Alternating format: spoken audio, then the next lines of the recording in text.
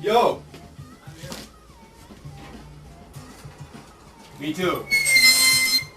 Oh, hello, world! Hello! Hello, cheers. Cheers, National Poetry Day Against the War. I thought we would start out with sort of a theme that's been coming up is, well, just something that's been talked about as this idea of starting from nothing. It's a totally white canvas,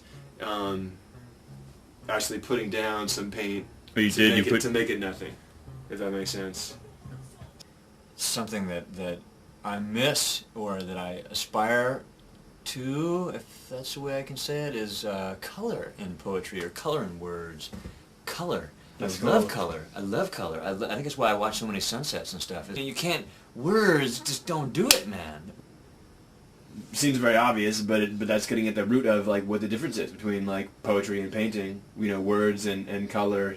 Words just symbols for other things that we have seen or that we can kind of try to relate to. And dude, this is a rich vein because they endeavor, I think, to do a similar thing. But they do it slightly differently, and I would say like a poet would love to be able to create color in your mind if he could do it. Like if I could say, if I can rush a combo of words on you, and you got somewhere in you, Jesus, I mean, that would be it. That would be it. And I think a painter is almost the same. Like if you can put something up that would make me feel. right. So you're using your medium to try and get something in here, and I mean that's the tricky part, and that's where the juice lies. And I think that's where we have to like reconnect a lot. It's like, so if I do this, will that touch them? It almost feels like, dude, this sounds silly, but it's like it's what separates us from animals. Other animals is like, you know, like the ability, you know, like tattooing or something. You know, it's like the ability to create color and mix color and art. I mean, what art is, you know? Right. I mean, that'd be interesting to ask our anthropologist friends. It's so vibrant. That's so. It's so exciting. It really is. It sounds so silly, but look at that, man. Color. What are you experiencing right now? When you're doing this? Are you just laying them down? I just enjoy what happens. You know, what happens when the color goes down.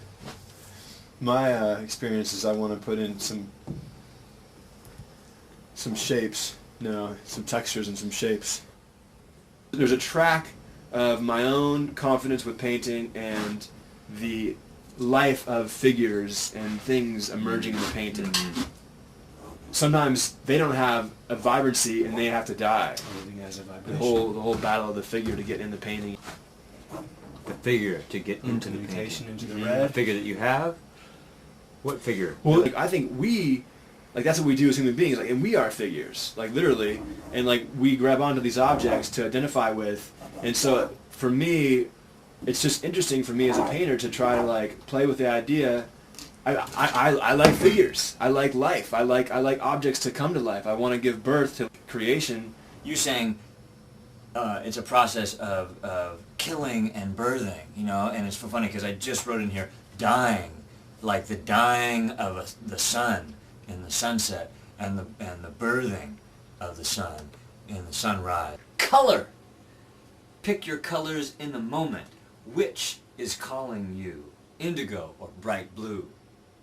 Look what the painter has chosen, a yellow and an orange. Red!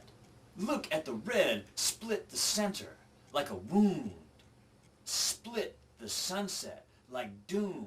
When I first got to the end of some journal entries, when I was really feeling like claiming myself as a writer, that's when I started doing poetry.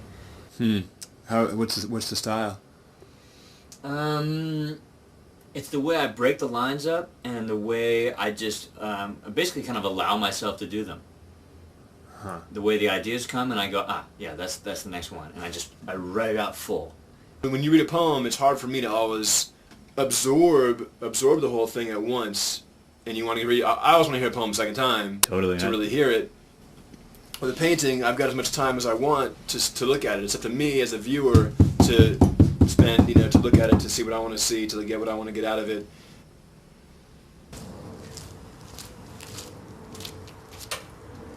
This is called The Journey.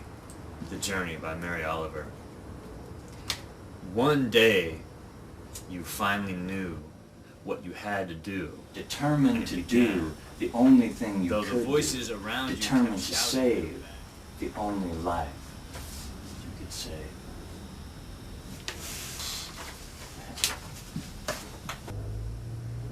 As you left their voices behind, the stars began to burn through the sheets of clouds. Like there's a character about truth that becomes more vivid.